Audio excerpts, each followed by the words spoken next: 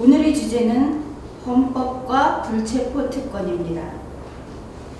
지난 7월은 불체포 특권이 달이라고 해도 지나치지 않았을 정도로 우리는 각종 언론 매체를 통해서 수없이 국회의원의 특권에 대해서 들었습니다. 국회의원은 특권자이고 우리 전체 국민은 특권이 없는 자, 국회의원과 우리는 대등하지 않다는 이야기죠. 이제부터 주권자와 통치권자 그리고 특권에 관하여 이야기를 해보기로 하겠습니다. 특권이란 무엇일까? 특권은 영어로 privilege라고 합니다.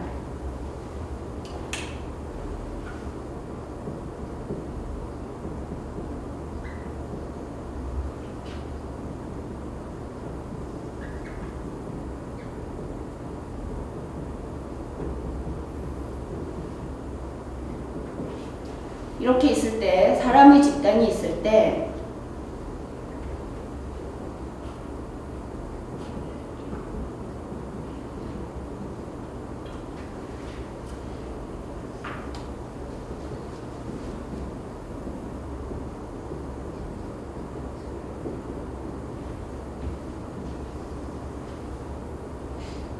이런 벽이 있는 겁니다.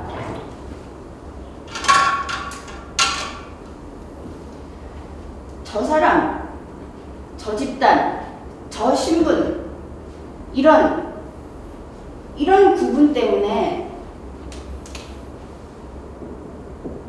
우리들과 달라지는 것입니다.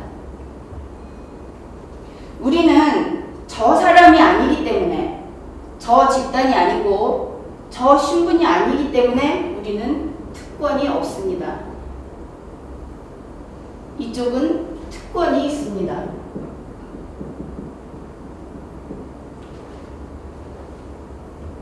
바로 이 특권이라고 하는 것은 이러한 사람과 사람 사이의 벽이 있다는 것, 사람이 1등급, 2등급, 3등급 등급이 있다는 것.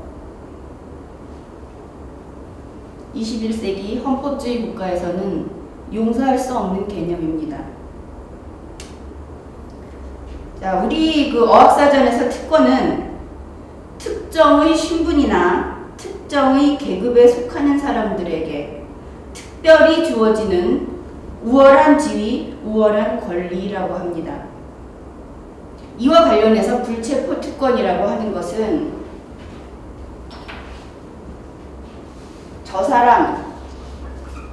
저 사람이 의원이기 때문에, 저 집단,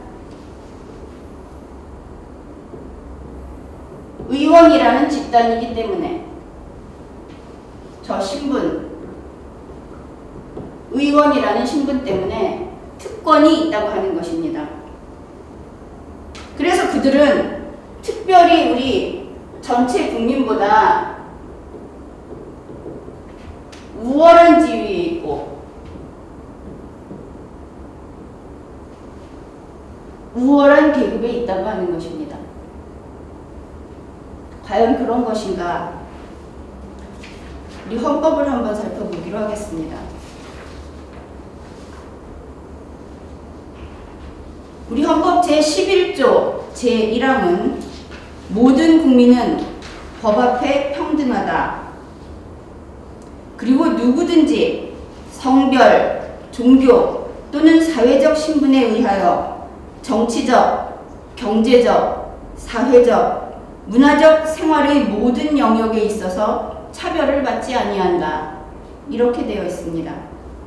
헌법 제11조 제2항은 사회적 특수계급의 제도는 인정되지 아니하며 어떠한 형태로도 이를 창설할 수 없다.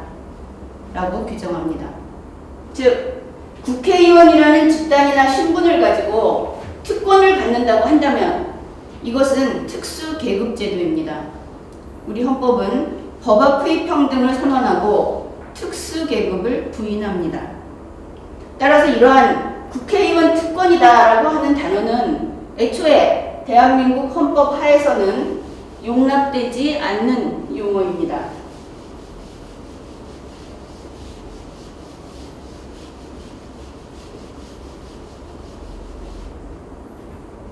따라서 대한민국 헌법에는 특권이 없고 국회의원에게 특권은 인정되지 않습니다.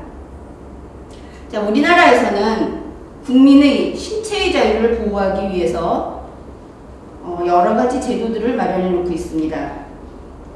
수사 단계에서 우리가 보통 뭐 체포, 구속 이런 걸 얘기를 하는데 과거에는 그냥 체포를 하는 일도 있었죠. 아주 오래전에. 우리나라는 그렇지 않습니다만 영장제도가 있습니다. 사람의 자유를 구속하기 위해서는 반드시 영장을 발부해야 합니다. 영장은 지금 일반인들이 인식하고 있듯이 영장은 나쁜 것이 아닙니다. 영장이 없이 신체의 자유를 박탈하지 못한다. 영장은 바로 우리 국민의 신체의 자유를 보호해주는 그러한 것이지 영장이 나쁜 것은 아닙니다. 결과적으로 영장이 발부되면 체포, 구금될 수 있죠. 그러나 영장 없이 체포, 구금되던 시대를 생각해 본다면 영장이라고 하는 것은 그만큼 우리의 자유를 쉽게 구속할 수 없도록 해주는 제도입니다. 그런데 우리는 여기에서 한 번 더 나아가서 영장에 대해서 영장 실질 심사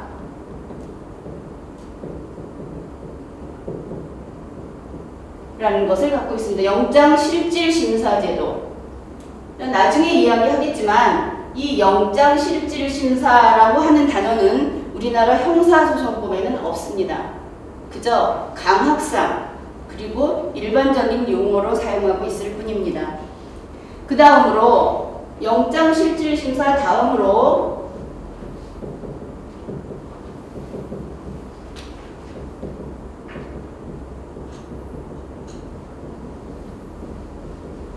체포구속 적부심사제도라고 하는 것이 있습니다. 그래서 체포나 구속을 하기 전에 영장을 먼저 발부하고 그 영장을 발부하기 위해서는 판사가 피의자를 직접 불러다가 그 영장 청구 내용에 있는 것이 사실인지 이런 걸 확인하는 영장 실질 심사제도가 있고 그 다음에 체포나 구속된 상태에서 다시 그 체포와 구속이 적당한지 이것을 심사하는 체포, 구속, 적부 심사제도가 있습니다. 영장 청구의 당, 부당을 심사하는 실질심사. 이걸 거쳐서 영장을 발부했는데 그 영장 발부가 옳은지를 다시 보는 체포, 구속, 적부 심사제도라는 것이 있습니다. 이 모든 것이 수사 단계의 일입니다. 아직 기소되기 전에. 이만큼 여러 단계에 걸쳐서 개인의 신체의 자유를 보장하고 있는 것입니다. 이것은 특권이 없는 일반 국민의 경우입니다. 그런데 특권이 있는 국회의원은 어떻게 하고 있느냐? 영장 제도가 있는데 영장을 발부하기 전에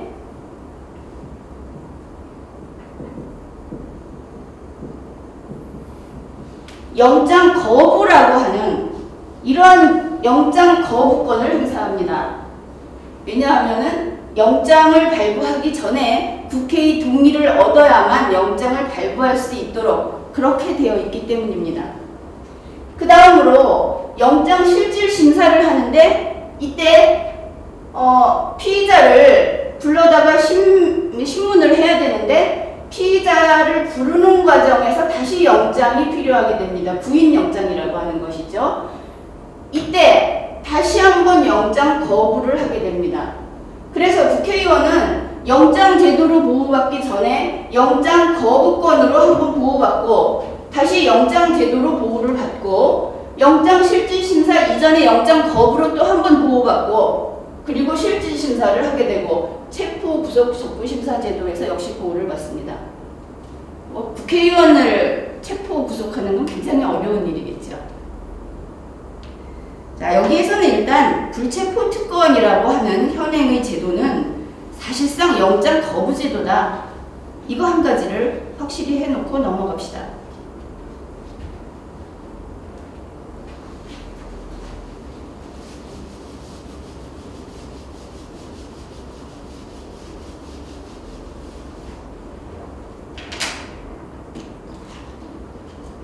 우리나라는 그 헌법 제1조 제2항에서 이렇게 이야기하고 있습니다. 대한민국의 주권은 국민에게 있고 모든 권력은 국민으로부터 나온다. 자, 우리나라에 헌법이 있고 헌법에 의해서 나라가 세워졌습니다. 대한민국입니다. 대한민국이 있고 헌법에 의해서 세워진 대한민국을 운용하는 제3대 주권자, 3대 주권자가 우리입니다. 국가 운용을 담당하고 있죠.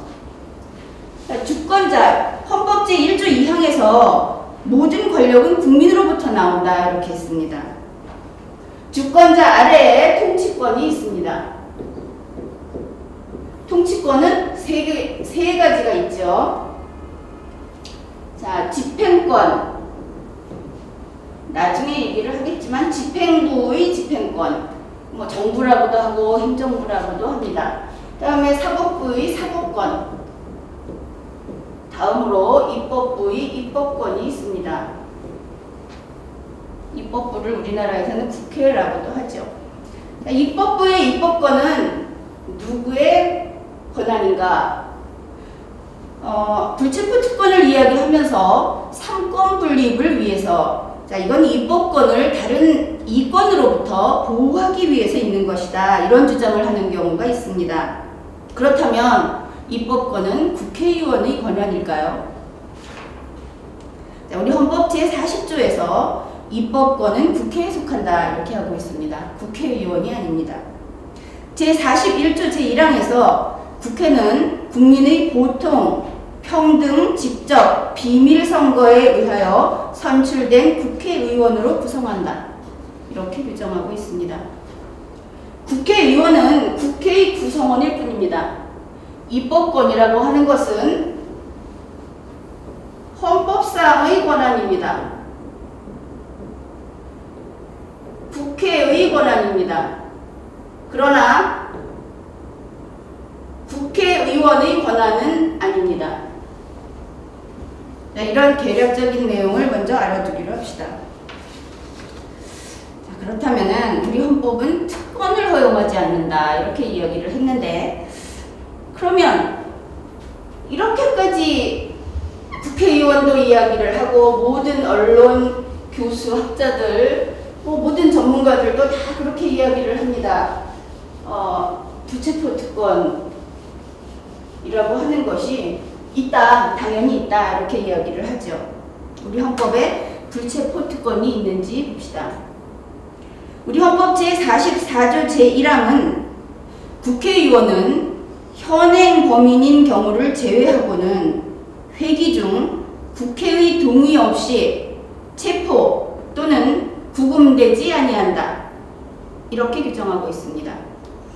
어느 부분에도 특권이라는 말은 없습니다. 우리 헌법은 법 앞의 평등을 인정하고 특권을 부인합니다. 따라서 이 헌법 제44조 제1항은 특권에 관한 규정일 수 없습니다.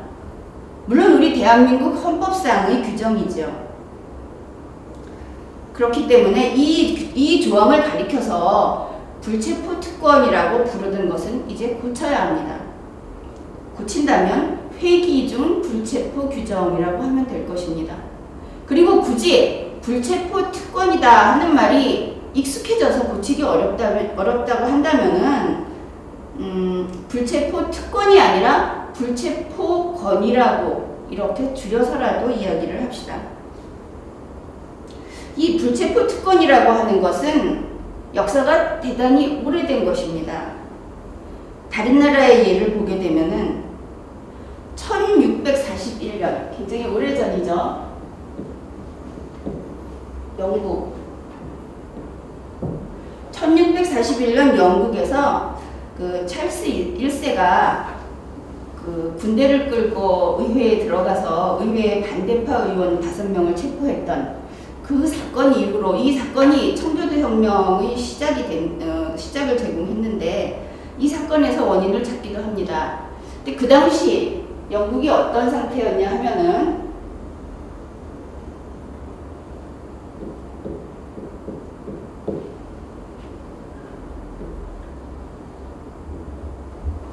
국회와 정부가 오늘날의 개념하고는 상당히 다른 것이었습니다.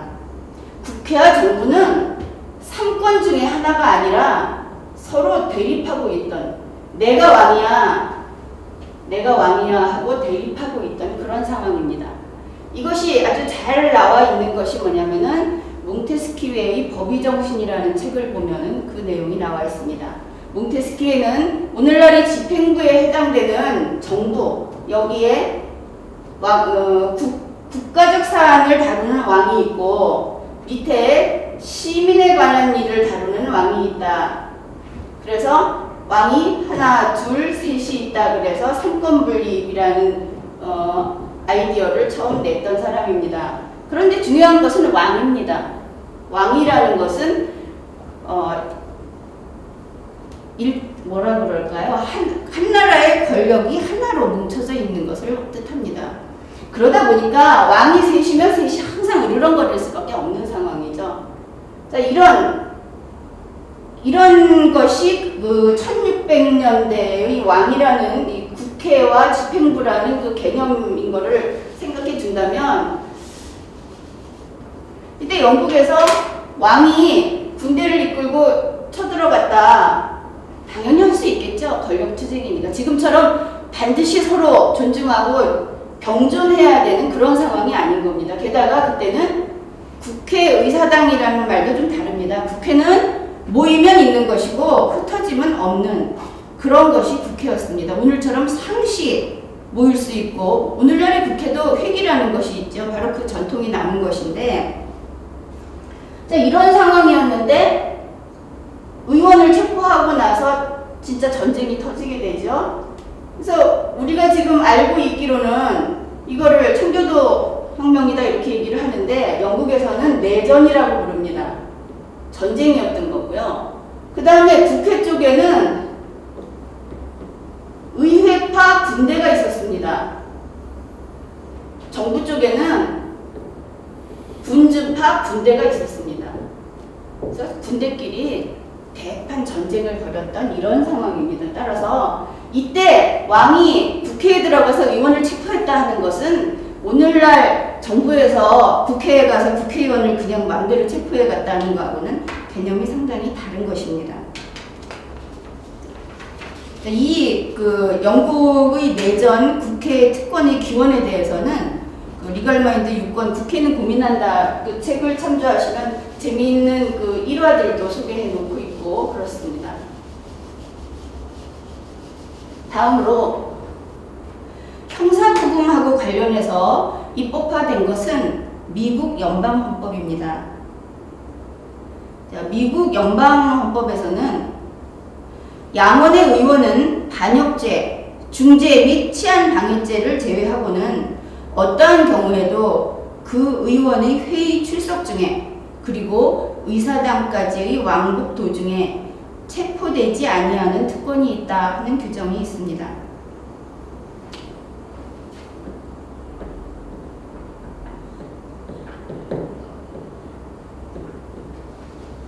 미국 헌법에는 비프리빌리지드라고 해서 분명히 특권이라는 말을 쓰고 있습니다.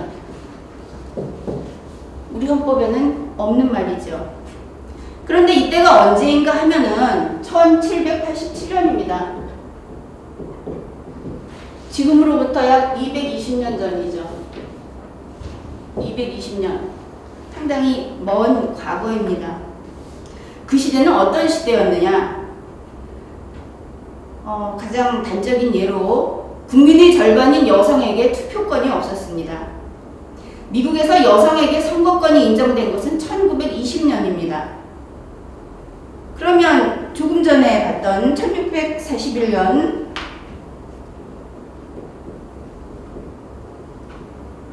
영국에 불체포 특권이 있었다 이렇게 얘기를 한다면은 이때는 언제입니까? 거의 1700, 1800, 1900, 300년도 더 전이죠. 300여 년 전입니다. 300년도 더 전입니다. 그럼 그 영국에 오늘날과 같은 보통 선거권이 생긴 게 언제냐? 1969년입니다. 이 주한 영국 대사관 자료를 보면은 물론 영국에 1918년에 여성 선거권이 있었는데 30세 이상이었고 그 다음에 1928년에 21세부터 투표권이 인정됐습니다. 그리고 이제 자격을 갖춘 18세 이상의 모든 국민에게 보통선거권이 인정된 것은 1969년입니다. 이 불체포 특권이 있었다고 하는 220년 전의 미국, 300여 년 전의 영국, 여기는 법치주의가 확립되지 않은 그런 시대입니다. 근데 우리 대한민국은 맨 처음부터 헌법주의에 의해서 건국된 나라이고, 우리나라에서는 그야말로 대통령이 국가의 돈을 10,000원짜리 한 장을 쓰려고 해도 반드시 법적인 근거가 있어야 하는 그러한 법치주의 국가입니다. 그렇다고 할 때 우리 헌법 제44조에서 규정하고 있는 회기 중 불체포 규정이라고 하는 것은 국회의원은 국민과 다르다. 국회의원은 법 위에 있는 존재이다. 귀하시입니다. 라는 규정은 결코 될 수 없는 것입니다. 이것은 특권 규정이 아닙니다. 사실 특권이라고 하는 것은 그 본질상 거들먹거리는 권리입니다. 개석거라 하는 바로 그런 것이죠. 우리나라 국회의원에게 특권은 없습니다. 그렇다면 오늘날 우리 국회의원들을 보장해주는 것은 무엇일까요? 그것은 너무나 당연하게도 헌법과 법률입니다. 자, 이제 국회의원을 만나면 이렇게 이야기해 줍시다. 당신들이 군주가 자신들을 탄압할까봐 두려워서 300년 전에 있었던 불체포 특권, 그게 우리의 특권이다 이렇게 주장을 한다면은 군주가 지구상에서 사라진 지 100년도 넘었다. 이제 그 사람들을 다시 만나면 아마 하얀 뼈가 돼 있을 테니까 두려워하지 말라고 이야기해 줍시다. 자, 그러면은 이번에는 미국 헌법하고 우리나라 헌법하고 이 회기중 불체포 규정이 어떻게 다른가를 한번 보겠습니다.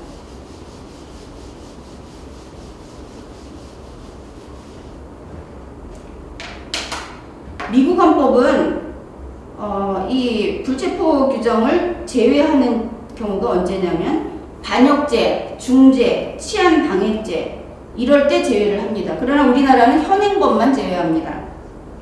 이 치안방해죄라고 하는 것은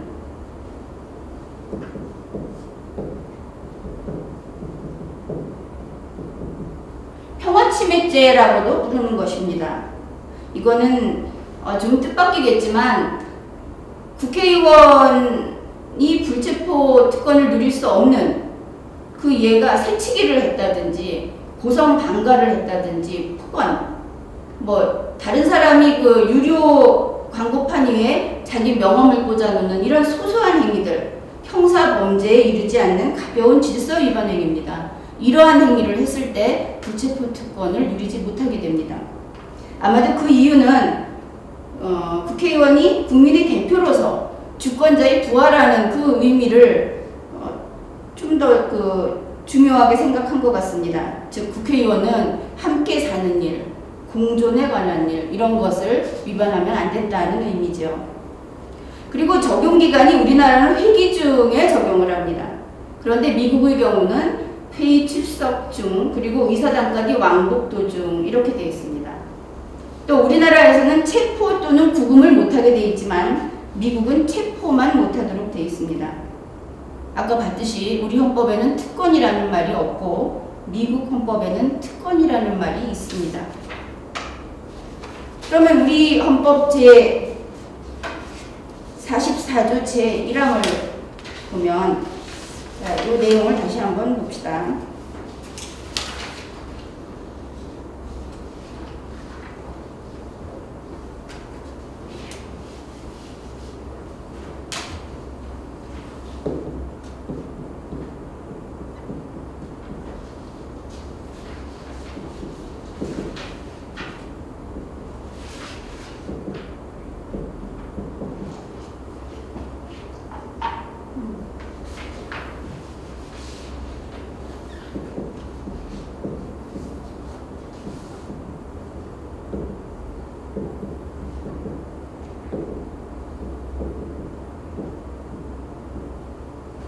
이렇게 되어 있습니다. 자, 우리 헌법 제44조 제1항은 국회의원은 현행범이 아니고 회기 중일 때 체포 동의가 없으면 체포 구금되지 않습니다.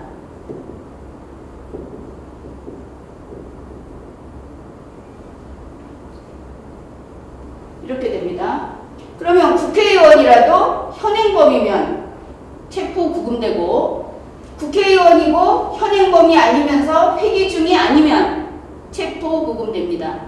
또 국회의원이고 현행범이 아니며 회기 중이지만 체포 동의가 있으면 체포 구금됩니다.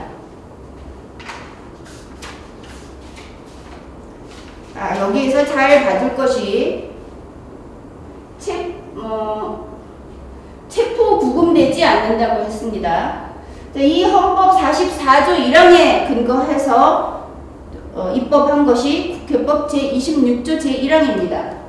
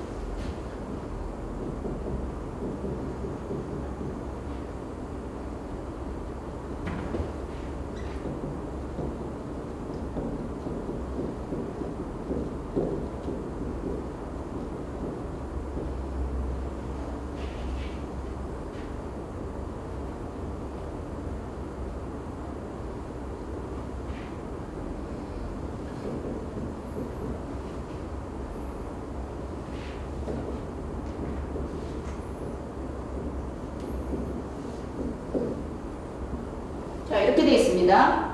국회법 제26조 제1항은 의원을 체포 구금하기 위하여 판사는 영장을 발부하기 전에 정부는 체포 동의를 요청해야 한다. 중간 과정은 빼놨습니다. 자, 이러한 규정입니다. 자, 이렇게 함으로써 뭐가 바뀌었느냐? 우리 헌법은 체포 구금을 금지해놨습니다. 체포 동의가 없을 때 체포 구금을 금지했습니다. 그런데 국회법은 체포 동의가 없을 때 영장 발부를 금지해놨습니다. 즉 이렇게 함으로써 국회가 규제하는 것은 집행부의 체포 구금이 아니라 사법부의 체포영장 혹은 구금영장 발부를 금지하는 이러한 조항으로 바뀌어버린 것입니다. 헌법이 이만큼을 규제를 했으면 국회법이 이만큼을 규제한 것입니다. 헌법에 따라 만든 국회법은 헌법보다 더 많은 범위의 규제를 할 수 없습니다. 바로 이런 이유 때문에 국회법 제26조 제1항은 위헌조항입니다. 국회법 26조 1항은 헌법 44조 1항 위반으로 위헌입니다.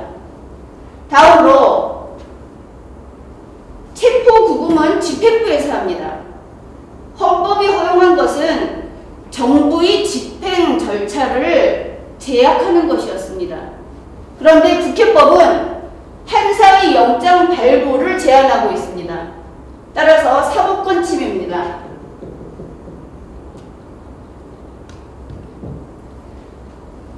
국회법 제26조 제1항은 두 가지 점에 있어서 위헌입니다. 그러면 언제부터 국회법이 이러한 위헌 법률이 되었을까요? 그 위헌의 시기를 찾아 올라가 보면 1960년까지 거슬러 올라가게 됩니다. 1960년 8월 24일 국회법을 전면 개정합니다. 그런데 그 개정의 이유는 양원제 국회 운영에 부합되게 하기 위해서라고 합니다. 그러면서 이 당시의 국회 회의록을 보게 되면 제26조를 신설한 이유는 의원의 신분 보장을 위한 것이다. 그렇게 이야기하고 있습니다. 이 국회법은 1960년 9월 26일 제27조로 신설되었는데 그 이후 오늘날까지 큰 개정 없이 계속 유지되고 있습니다.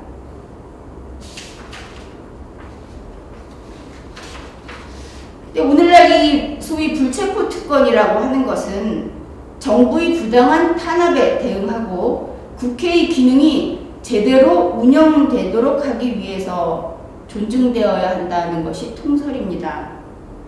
그렇다면 과연 그런가를 한번 봅시다. 이 위헌인 국회법 제26조 제1항, 당시는 그냥 27조였습니다만 이 규정이 만들어진 1960년 제2공화국은 국민 투표도 없이 헌법을 개정할 권한을 가진 막강한 국회였습니다. 국민 투표도 없이 국무총리를 선출할 권한을 가진 국회였습니다. 국민 투표도 없이 대통령을 선출할 권한을 가진 국회였습니다. 1960년 6월 15일부터 1961년 5월 15일까지 제2공화국은 국회 독재 시대였습니다. 국가 제1의 권력을 가진 국회가 허약한 정부로부터 국회의원의 신분을 보장받기 위해서 국회법을 이렇게 초헌법적으로 개정했습니다. 이러한 위헌 법률 입법으로 인하여 불체포 특권은 정부 견제에서 사법부 견제로 바뀌게 되었습니다.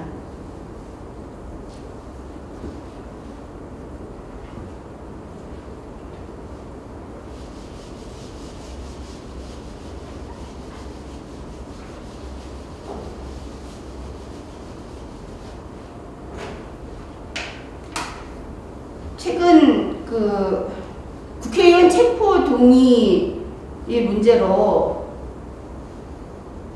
상당히 좀 사회가 시끄러웠고 그런 일이 있고 나서 남경필 의원이 2012년 7월 24일 형사소송법 개정안을 발의했습니다. 물론 이것은 형사소송법 위헌설의 입장입니다. 그리고 같은 날 국회법 개정안도 발의를 했습니다. 지난번에 법안 발의 절차에 대해서 말씀을 드렸는데 이번에도 발의자는 남경필, 홍지만, 김용태, 고희선, 서상기, 황진하, 안흥준, 김세연, 이종훈, 이만우, 김현숙, 윤영석, 김상민 의원 이렇게 13인입니다. 찬성 의원은 한 명도 없습니다. 법률안 한 건 제출하면서 13인이 13건을 제출했다고 국민을 속이는 사례입니다. 이 개정안은 국회법 제26조 제1항에 단서를 신설하는 개정안입니다. 무엇이라고 하냐면은 형사소송법 제201조의 2 제2항에 따른 구인을 위한 경우에 관할법원의 판사는 구속영장 청구에 관한 서면심사를 실시한 후 그 의견을 체포동의서에 첨부하여야 한다. 이러한 단서를 신설하는 것입니다. 자, 판사가 영장을 발부하기 전에 체포동의를 요청해야 한다는 것이 헌법을 위반합니다. 거기에 한술 더 떠서 미리 서면심사를 해서 자신이 영장을 발부할 것인지 안 할 것인지 하는 그 의견을 또 첨부하라는 것입니다. 법관을 한술 더 구속을 하는 것이죠. 자, 위헌인 국회법 제26조는 그대로 둔 채 단서를 덧붙인 이 개정안은 사법권을 더욱 침해하는, 그래서 더 위헌인 법률안인 것입니다.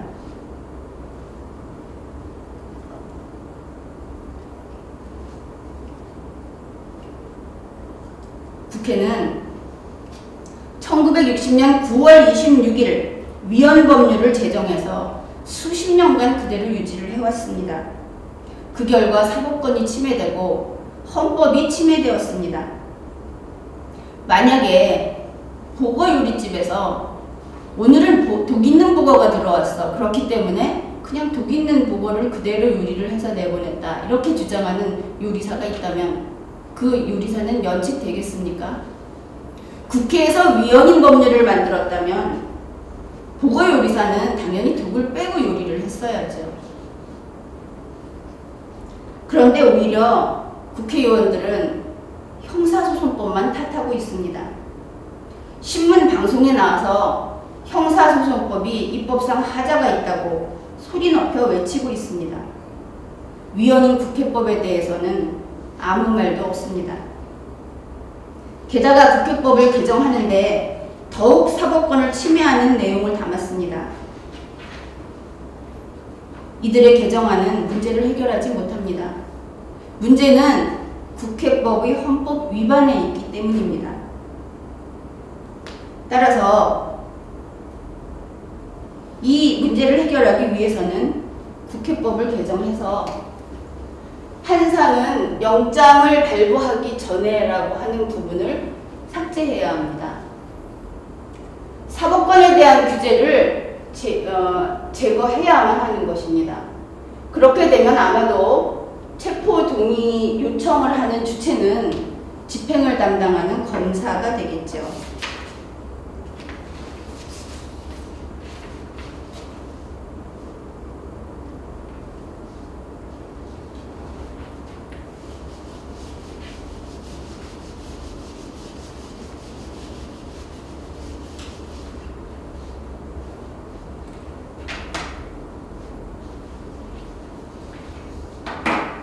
자, 이렇게 국회법의 위헌성을 제거하면 어떻게 될까요?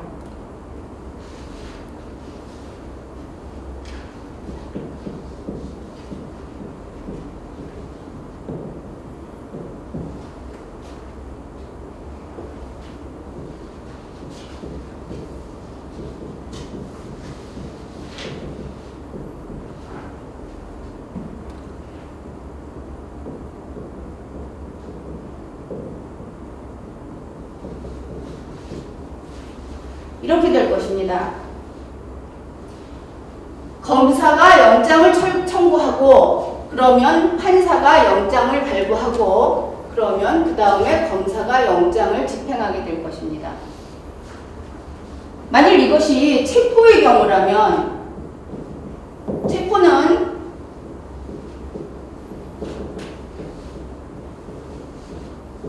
영장 실질 심사가 없습니다.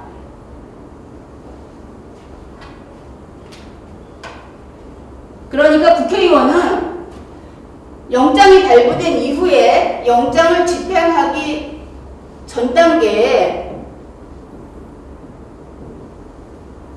동의 요청을 받아서 국회에서 동의안을 처리하게 될 것입니다.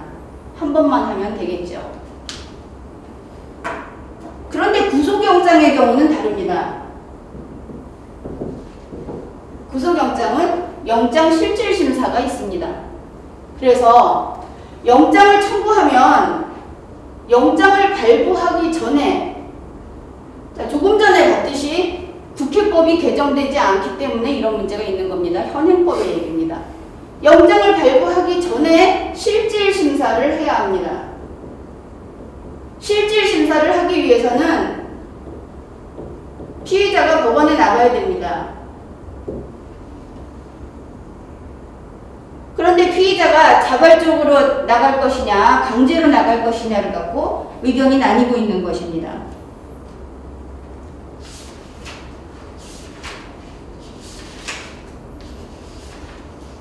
왜냐하면 형사소송법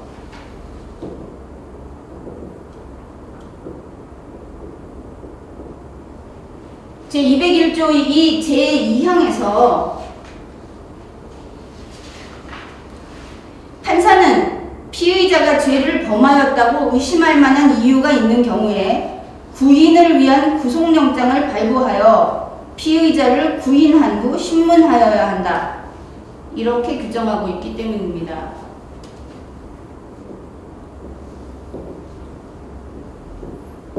구인하여 신문해야 하는 것입니다.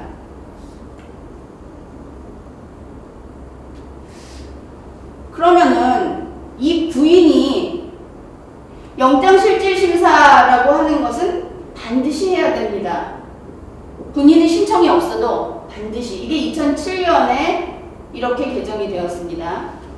그럼 구인도 반드시 해야 하는 것이냐, 이런 문제가 남는 것이죠.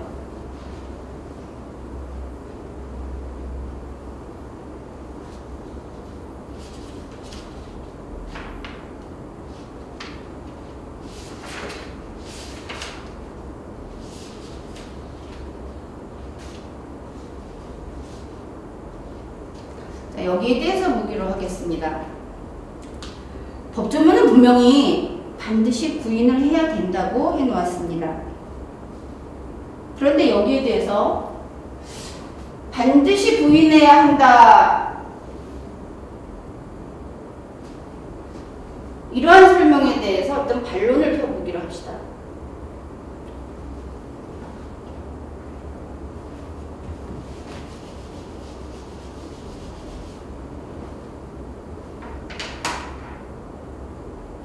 첫째, 구인은 출석명령을 전제로 하는 것이다.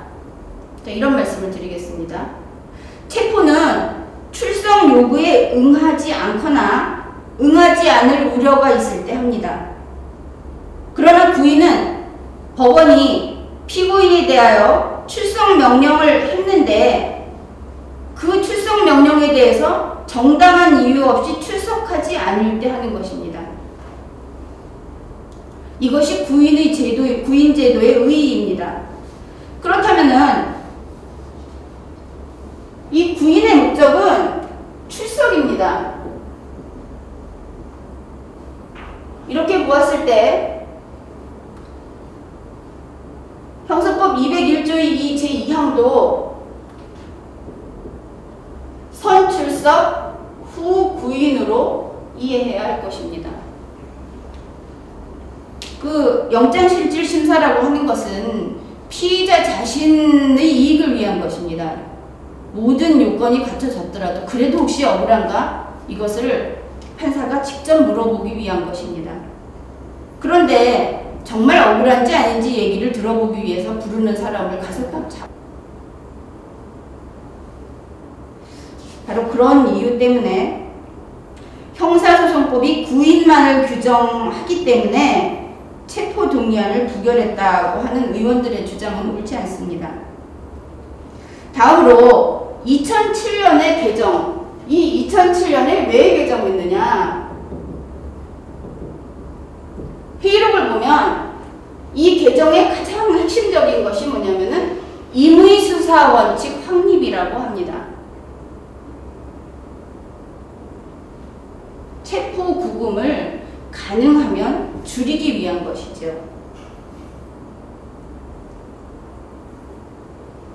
그래서 구속영장을 남발하지 않고 구속영장 청구를 받게 되면 판사는 원칙적으로 모든 피의자를 신문하도록 그렇게 법을 개정한 것입니다. 그렇다면 구인은 강제수사입니다. 강제로 잡아오는 것입니다. 불구속 수사를 위해서 강제로 잡아다가 신문을 한다는 것은 납득하기 어려운 일입니다. 그렇다면 이 법문의 내용을 필요적 구인으로 받아들이는 사법부의 관행이 잘못된 것입니다. 지난번 정두원 의원 사건 때 사법부는 구인이 아니라 출석 명령을 했어야 합니다. 말은 구인이지만 선출석 후 구인이기 때문입니다. 선출석 명령 후 구인이기 때문입니다.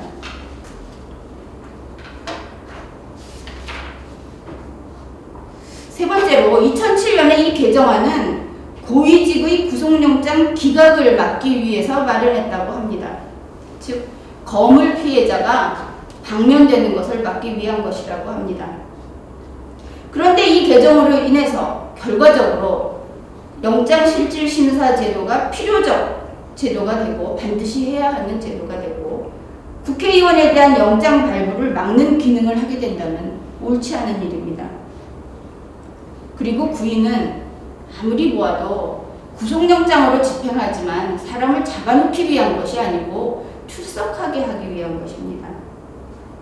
이러한 세 가지 이유에서 형사소송법 해당 규정은 필요적 영장 실질심사이기는 하지만 필요적 구인제도는 아니라는 것을 알 수 있습니다. 즉 법문에서 구인이라고 하고 있지만 당연하게 그 구인제도의 의의에 비추어 보았을 때 출석 명령 후 구인 규정으로 보아야 할 것입니다. 물론 이 법문은 정치하지 않습니다. 기회가 닿으면 개정해야 되겠죠. 그렇더라도 형사소송법 해당 규정을 개정하는 것은 의원이 자발적으로 출석할 길을 열기 위한 것이 아니고 2007년 형사소송법 개정 이후 지금까지 자신에게 유리한 영장실질심사를 받기 위해서 말없이 구인당해온 우리 전체 국민의 자유를 침해했다 하는 점에서 개정되어야 하는 것입니다. 이 규정은 위헌이라고 하기보다는 매끄럽지 못한 규정이라고 할 수 있겠습니다.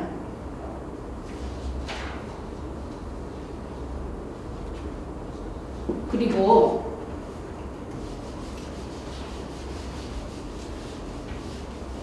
어쨌든 인신의 자유를 구속하는 체포나 구속이라고 하는 것은 환영할 사람이 없겠죠. 그런데 간혹 피의자나 피고인이 억울하게 구금되는 경우를 대비해서 우리 헌법은 이런 규정을 해놓고 있습니다. 헌법 제28조 형사 피의자 또는 피고인으로 구금되었던 자가 법률이 정하는 불기소 처분을 받거나 무죄 판결을 받은 때에는 법률이 정하는 바에 의하여 국가에 정당한 보상을 청구할 수 있다. 그렇다면 우리 국민으로서는 이처럼 신중한 법질서에 협력해야 하지 않겠습니까? 국회의원도 마찬가지입니다.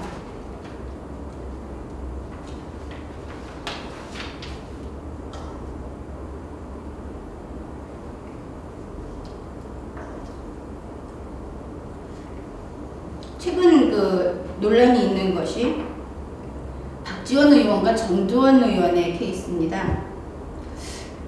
박지원 의원은 1, 2, 3차에 걸친 출석 요구에 불응했습니다. 출석하지 않았고, 그리고 7월 30일 체포영장을 청구하니까 7월 31일 자진 출두했습니다. 이 가능하겠죠. 체포영장은 영장실질심사가 없습니다. 따라서 구인 규정도 없습니다. 근데 정두원 의원의 경우는 출석 요구에 응해서 출석했습니다. 그러니까 이번에는 구속영장 청구였던 것입니다.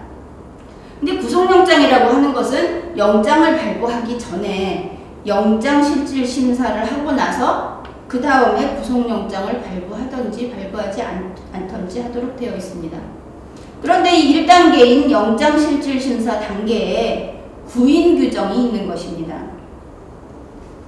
바로 앞에서 봤던 이런 내용들입니다.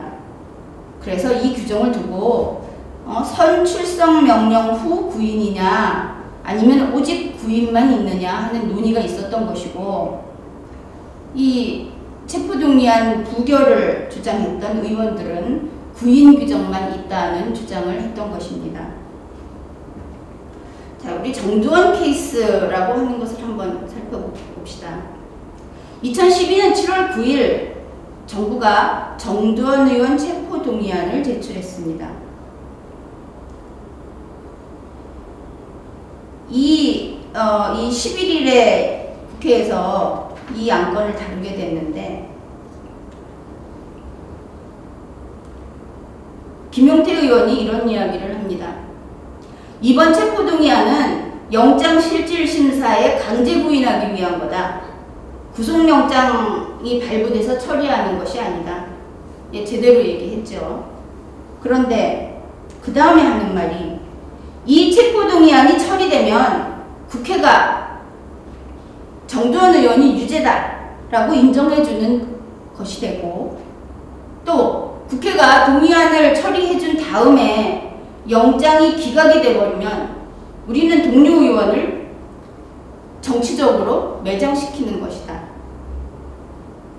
어떻게 보면 모순이 되는 얘기 같기도 하고 그렇습니다. 그리고 나서 국회의원 300명의 이름으로 체포동의안이 가결되면 판사는 영장을 발부하지 않겠느냐 이런 이야기를 했습니다. 사법부를 대단히 무시하는 발언입니다. 그뿐만이 아닙니다. 우리 국회의원들 19대 국회의원 된 분들 중에 선거법 위반 혐의로 조사받는 분들 많지요. 그러면서 당신들 이름으로 이런 소환장이 오고 우리 동료 의원들이 가결해주면 어떡하겠느냐고 협박까지 합니다. 남경필 의원도 마찬가지입니다. 오늘 이 체포동의안을 가결하면 아마 법원은 영장실질심사도 없이 영장을 발부할 것이다. 그런데 오늘 우리가 부결하면 그럼 법원은 영장실질심사를 해보지도 못할 것이다. 둘 다 안 된다는 거죠. 그러면서 이렇게 얘기합니다. 우리 모두 기권합시다. 이 영장 체포동의안이 온 상태에서 그대로 손도 대지 말고 보냅시다. 법원이 백지 상태에서 판단할 수 있도록. 그 결과 이 체포동의안은 부결됐습니다. 이 2012년 7월 11일 국회 회의록을 읽고서 저는 참 감탄을 했습니다. 영화에서 보고 책에서 보던 로마 원로원이 생각납니다. 정말 이야기를 잘하죠. 이런 사람들 보고 입에 금칠했다고 합니다. 골드마우스라고 하죠. 이 두 의원에게 한번 물어보고 싶습니다. 이날 이렇게 사람들의 마음을 휘어잡는 이런 의사진행 발언을 하면서 자신이 하고 있는 그 왜곡 알고 했습니까? 아니면 정말 모르고 했습니까? 하고 물어보고 싶습니다.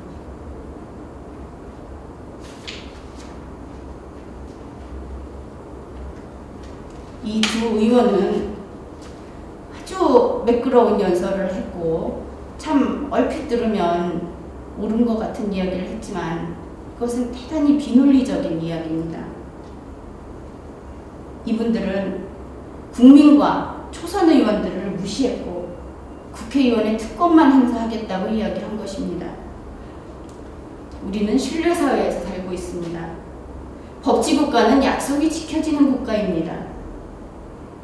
만일 정두원 의원을 믿을만 하다고 얘기했던 그분들의 주장이 사실이라면 그 의원들이 정두원 의원을 믿듯이 사법부를 믿었어야 합니다. 정두원 의원이 무죄라고 한다면 사법부가 무죄라고 밝혀줄 것입니다. 우리 국민 모두는 사법부의 판결을 믿고 따릅니다. 그런데 어째서 국회의원들은 그 사법부를 믿지 못합니까? 형사소송법에 문맥이 매끄럽지 못한 부분이 있든 말든 현행법에 따라서 동의안을 처리했어야 하는 것입니다. 체포동의는 죄가 있느냐 없느냐 아니면 그 체포가 타당하냐 그렇지 않느냐를 따져보는 그런 절차가 아닙니다. 그러한 것은 검찰과 사법부에서 할 일입니다. 자, 국회가 하는 동의 요청은 단지 국회를 존중하는 절차입니다. 우리가 흔히 사람을 만나서 식사하셨습니까? 이렇게 물어보죠. 그랬을 때 진지하게 못 먹었으니까 밥 먹으러 가자 이렇게 얘기하면 가끔 애교로 봐줄 수는 있습니다만 점잖은 처지에는 할 일이 못 되죠. 정답은 나와 있습니다. 동의 요청이 있으면 그저 1000건에 999건은 동의해주면 됩니다. 근데 이러한 그 정두원 의원 체포 동의안 부결을 하고 나서 그 김용태 의원 이런 사람들이 형사소송법 위헌론을 제기했습니다. 아까 봤던 그런 내용입니다. 자진 출두할 기회는 없고 강제 구입만 규정하고 있어서 위헌이다. 그 내용에 대해서 우리는 이미 봤습니다. 김용태 의원 주장은 이런 것입니다. 회의록을 보면은 현행 형사소송법은 영장실질심사를 하기 위해서는 반드시 피의자를 구인하도록 되어 있다. 피의자를 구인하지 못하면 심사를 할 수 없다. 현행법에는 법원에 자진 출두하는 임의 출석 제도가 없다고 합니다. 그리고 이 입법상 하자론 혹은 형사소송법 위헌론의 교수도 판승을 했습니다. 노명선 교수라는 분이 영장실질심사 소환에 응하지 않는 피의자에 한해 구인장을 발부하도록 형사소송법을 개정해야 한다고 했습니다. 자, 우리는 이 형사소송법 규정이 다소 문제는 있지만 그 위헌까지 갈 일은 아니고 정작 이 체포동의안과 관련해서 위헌의 문제가 있는 것은 국회법이라는 것을 살펴보았습니다.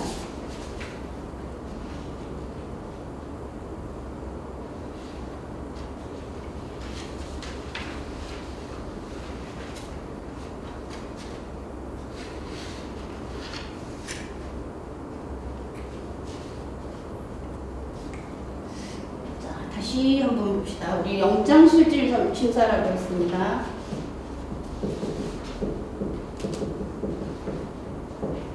영장실질심사라고 하는 단어는 형사소송법에 없습니다. 당연히 그렇겠죠. 실질, 본질 이런 이야기들을 하는데 실질이나 본질을 제대로 평가할 수 있는 사람이 어디 있겠습니까? 이것이 실질에 합치한다. 아, 이것은 본질이고 이것은 본질이 아니다. 확실하게 그러한 평가를 하고 남들이 그 평가에 따라줄 수 있다면 신만이 가능할 것입니다. 인간은 인간의 실질을, 인간과 관련된 본질을 다룰 수 없습니다. 단지 이것을 위해서 절차를 따릅니다. 길이 있으면 밖으로 나가지 않았는가. 좀 더 중앙에 잡고 싶으면 선을 좀 안에다 그립니다. 또 밖으로 나가지 않았는가. 규제라고 하는 것은 이런 식으로 넓게 하는 것이지, 자, 이 길을 따라가라 뭐 한다면 이것을 지킬 수 있는 사람은 없습니다. 사람은 자유를 잃게 됩니다. 우리가 질서를 유지하기 위해서 여러 가지 제도와 그 제도를 통한 규제를 하고 있습니다만 그것은 어디까지나 테두리를 이렇게 가려놓는 것입니다. 밖으로 나가지 말아라. 안에서는 자유롭게 가라. 그래서 자유롭게 가다 보면 밖으로 안 나가게 되는 것이죠. 실질이나 본질이라고 하는 것은 하늘끝같이 미세한 선을 따라가야만 되는 것입니다. 실질은 신사할 수 없습니다.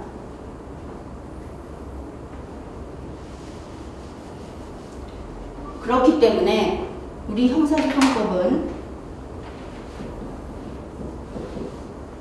체포 전 피의자 신문이라고 합니다. 알기 쉽죠? 체포하기 전에 피의자를 신문을 한 다음에 이 사람을 체포할 것인지, 체포가 아니군요. 체포는 이게 없죠. 그 사람을 구속할 것인지를 판단하는 것입니다. 체포 전에 피의자를 신문해서 구속을 할 것인지 아닌지. 사실 체포라고 하는 것은 굉장히 우리가 생각보다도 우리 생활에 가까이 있습니다. 자, 수업이 끝나고 나가다가 대학생들이 어디 술집에 가고 싶습니다. 그런데 같이 가는 친구가 가기 싫다고 그러죠. 강제로 끌고 들어갑니다. 혹은 가방을 뺏어갖고 들어갑니다. 체포입니다. 그것 자체로 체포입니다. 체포는 무슨 경찰이 와서 어떻게 해야만 되는 것이냐, 그것이 아니고 행위 당사자가 원하지 않는 행위를 신체의 자유를 구속함으로써 하게 만드는 것, 그것이 체포입니다. 그 체포 전에 피의자를 신문해서 이 사람을 구속할 것인가를 보려고 할 때 구인이라고 하는 것은 구금이라고 하고, 이때 구인할 때 발부하는 것이 구속영장입니다. 굉장히 모순이 되죠.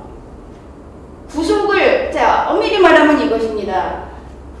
판사가 피의자를 신문해서 구속하지 않을 사유가 있으면 구속하지 않겠다고 하는 게 바로 체포 전 피의자 신문 제도입니다.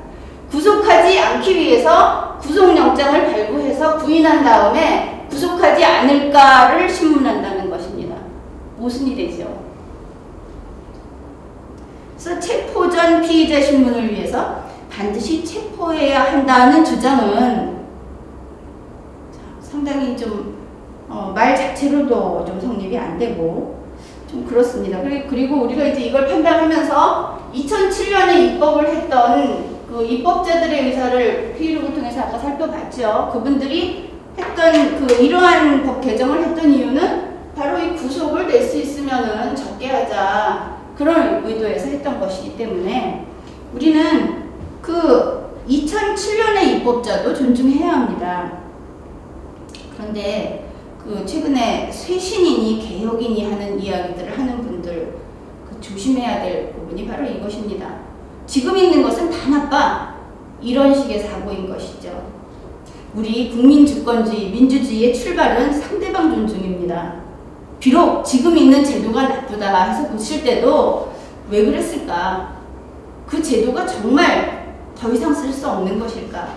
상대방을 존중해서 그 부분을 많이 연구하고 그렇게 토의를 하고 여러 사람이 토의를 하고 그런 과정을 거쳐서 고쳐야지, 첫 보기에 나쁘다 그래서 그냥 없애버리고 바꿔버리고 이런 것은 옳은 일이 아닙니다. 나만 옳은 사람입니까? 과거에도 아주 지혜롭고 신중한 사람들이 그러한 일들을 했습니다. 실수가 있을 수도 있지만 나라고 해서 실수가 없을 리 있겠습니까?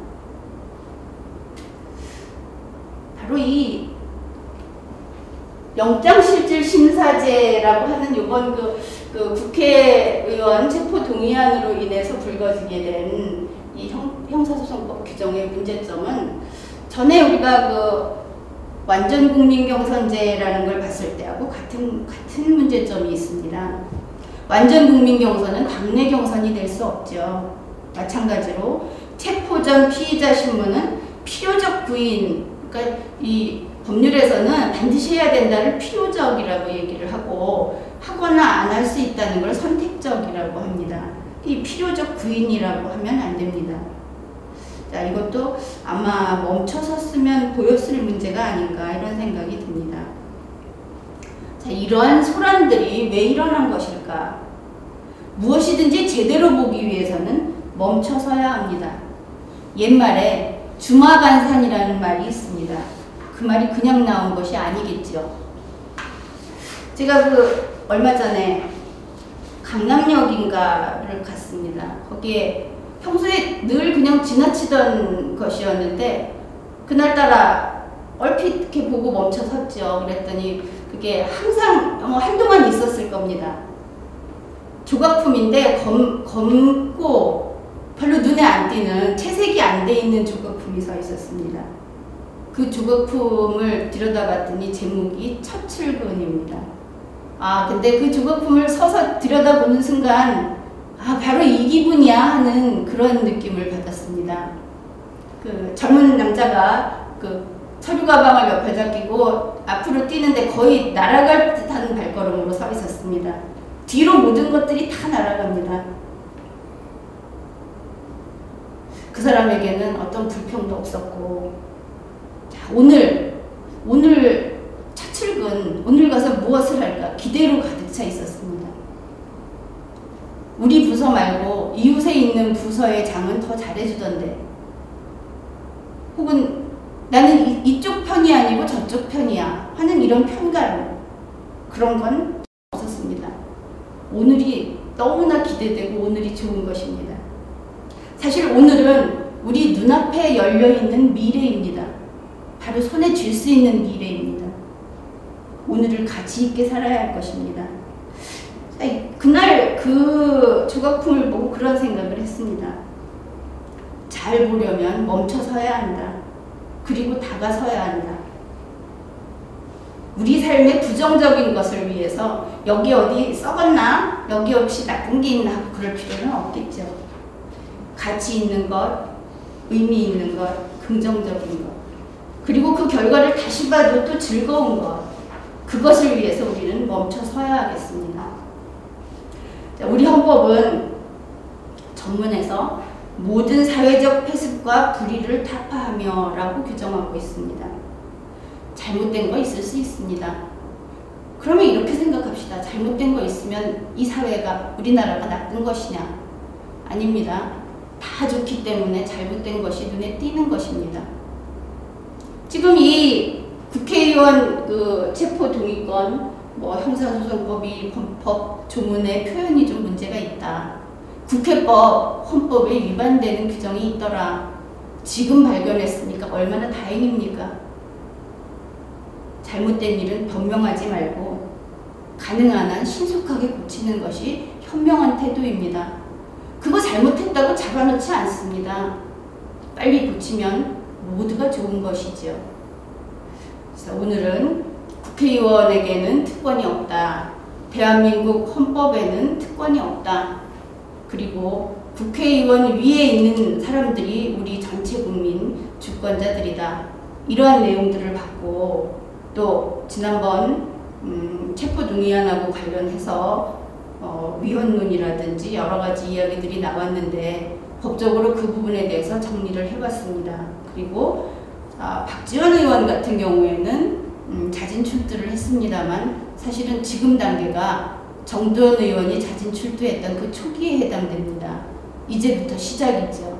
그래서 박지원 의원의 경우에도 정두원 의원하고 똑같은 그런 법리 공방, 소모적인 이야기들이 나올 것입니다.